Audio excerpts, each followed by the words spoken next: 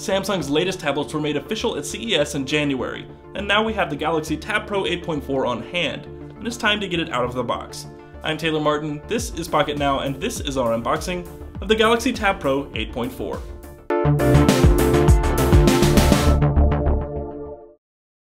So Samsung announced its latest additions to its tablet lineup at CES 2014, and of all the new tablets, this one seems to be the most interesting, the Galaxy Tab Pro 8.4. And it's so interesting because it's exactly what we've been asking for all along, a smaller, higher-end Android tablet. Nobody seems to have been able to bring this to us, except for maybe ASUS, ever, really. And that's why this one is so interesting. If you look at the back here, this is the Wi-Fi model with 16 gigabytes inside. It has an 8.4-inch WQXGA display. That is the same resolution we had on the Nexus 10, and it's impressive at 10.1 inches.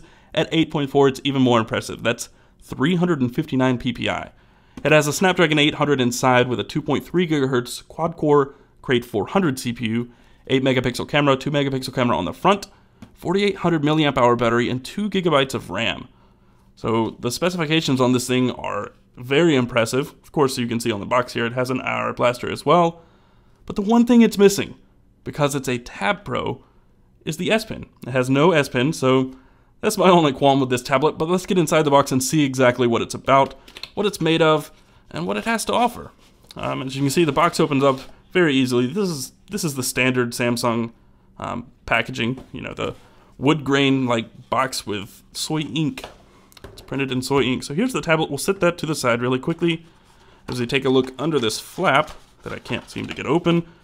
And you have basically your standard stuff in the box, a micro USB cable, a wall adapter, AC wall adapter, and some reading material. Samsung Galaxy Tab Pro Start Guide, Health and Safety. So there's that. We'll put that back in the box and slide it to the side. And take a look at this, because this is what we really care about, right? This thing is very much like the Note that we reviewed late last year, the 10.1 edition, or 2014 edition Galaxy Note, in that it has the same faux leather on the back with the faux leather stitching, and the one difference here is the Tab Pro line doesn't have the lines in the chrome around the edges. But let's get this close to the mic and pull on this. I don't think it's going to give us a noise. Nothing too fancy there, but this one will. So stick with me here. Yeah.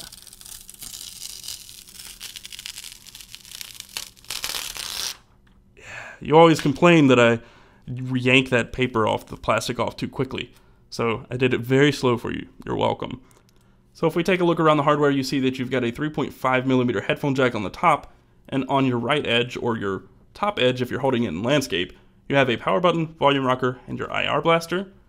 The bottom is for your dual speakers and your micro USB port. And on this edge, you have just a micro SD card port, or card slot, rather.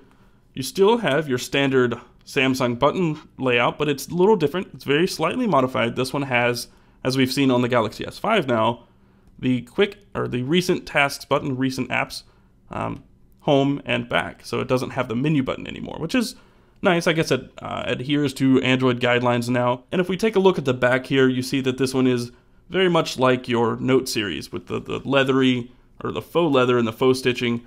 But of course, since this one is white, it is not the matte finish. It's not the rubbery texture. It's a hard, plasticky texture. So there is that. It's not our favorite, but it's not horrible. So we also have the iPad mini here for size comparison. As you can see, it is quite a bit shorter than the Tab Pro, but it is a little bit wider as well. So this one's very narrow, and that's good because you can actually grip it really well.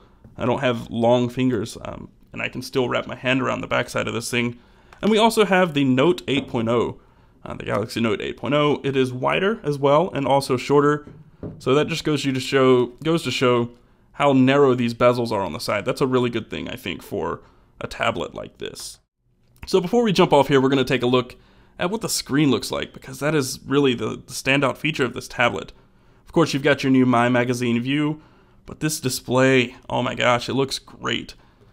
Obviously this is the first time I've powered it on. I haven't had time to look at this too much, but man, it looks fantastic.